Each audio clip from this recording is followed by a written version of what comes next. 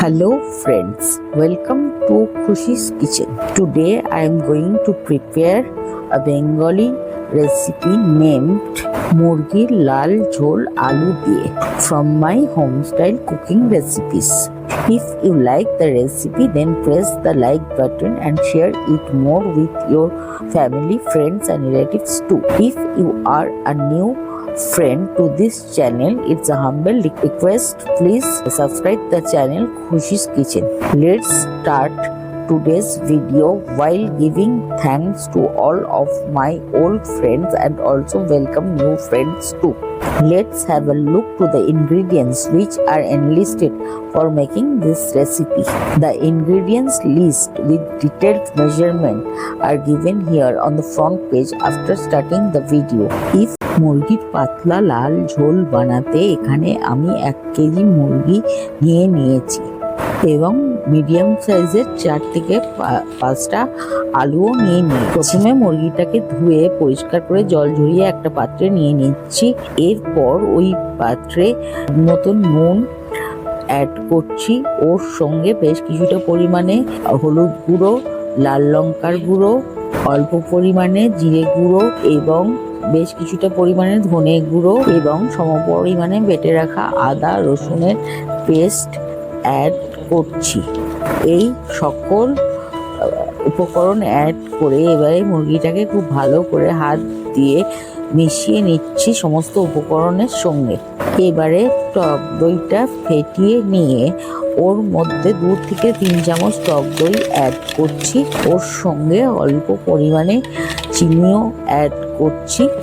এরপর ওর মধ্যে অল্প পরিমাণে গরম মশলা অ্যাড করছি, যেটা পূর্বে রোস্ট করে গুঁড়িয়ে রেখেছি এবং ছোট চামচে 2 চামচ মতো সর্ষের তেলও অ্যাড করে দিচ্ছি। আবারও এই সমস্ত উপকরণ অ্যাড করে খুব ভালো করে হাত দিয়ে চিকেনের গায়ে মাখিয়ে নিচ্ছি এবং ম্যারিনেট করতে দিচ্ছি 8 ঘন্টার জন্য। এবারে বেশ কিছুটা পরিমাণে পেঁয়াজ নিয়ে কুচিয়ে নিচ্ছি এবং অল্প পেঁয়াজ নিয়ে হামানদিস্তায় বেটে নিচ্ছি রাফলি এবং আলুগুলোকে 1/2 করে কেটে নিচ্ছি। এবারে গ্যাস ওভেনে একটা কড়া বসাচ্ছি। কড়াটা গরম হয়ে গেলে পরে ওর মধ্যে ভেজিটেবিল অয়েল অ্যাড করছি বেশ কিছুটা পরিমাণে। তেলটা গরম হয়ে গেলে পর ওর মধ্যে ফোড়ন দিচ্ছি শুকনো লঙ্কা, তেজপাতা, গরম মশলা, শামরিচ এবং শাহজিরে ও অল্প একটা পিস জয়িত্রী। এই ফোড়নটা কয়েক সেকেন্ড নাড়ার পর যখন একটা সুগন্ধ বেরোতে শুরু করলো তখন ওর মধ্যে পূর্বে কুচিয়ে রাখা পেঁয়াজটা অ্যাড করে দিচ্ছি।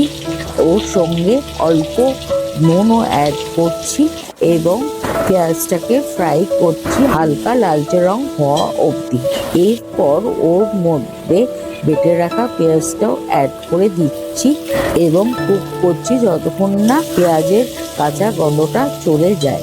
যখন পেঁয়াজের কাঁচা গন্ধটা চলে গেল তখন ওর মধ্যে ম্যারিনেটেড চিকেনগুলো অ্যাড করে দিচ্ছি এবং কুক করছি মিনিট 5-7 জন্য, যতক্ষণ না মুরগি থেকে তার জলটা বেরিয়ে আসে। মিনিট 5-7 বাদে যখন চিকেন থেকে ওর জলটা রিলিজ হতে শুরু করলো তখন ওর মধ্যে অ্যাড করছি লেফট ওভার ফেটিয়ে রাখা দইটা, 5 চা চামচ মতো চিনি, একবার ভালো করে নাড়িয়ে নিয়ে এবারে একটা হাতা নিচ্ছি, ওর মধ্যে 8 চামচ মতন তেল নিচ্ছি, ওর সঙ্গে কাশ্মীরি লাল লঙ্কার গুঁড়োটা ভালো করে মিশিয়ে নিয়ে ওই মুরগির গ্রেভি স্টেপটি করলে চিকেনের গ্রেভির লাল রঙটা খুব ভালোভাবে আসে।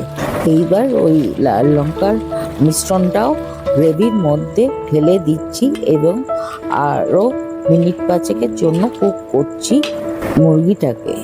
এবারে একটা ফ্রাইং প্যান নিয়ে ওর মধ্যে বেশ কিছুটা পরিমাণে তেল অ্যাড করছি। তেলটা গরম হয়ে গেলে পরে ওর মধ্যে নুন হলুদ মাখানো আলুগুলো অ্যাড করে দিচ্ছি এবং ওই মিনিট 5 জন্য লালচে করে ফ্রাই করে নিচ্ছি। এইবার একটা প্রেসার কুকার নিচ্ছি। ওর মধ্যে মুরগির ঝোলটা ঢেলে দিচ্ছি এবং ভেজে রাখা আলুটাও অ্যাড করে দিচ্ছি।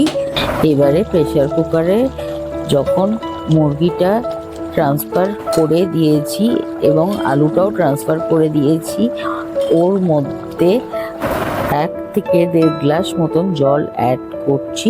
আপনারা আপনাদের পরিমাণ মতন জল অ্যাড করে নিতে পারেন। এবারে প্রেসারের ঢাকনাটা বন্ধ করে দিচ্ছি এবং গ্যাসের ফ্লেমটা হাই করে একটা সিটি আসা অবধি অপেক্ষা করছি। যেই একটা হুইসেল করে গেল তখন গ্যাস ওভেনটা অফ করে দিচ্ছি এবং 2 মিনিট রেস্টিং টাইম রাখার পর প্রেসার কুকারের ভেপারটা রিলিজ করে দিচ্ছি।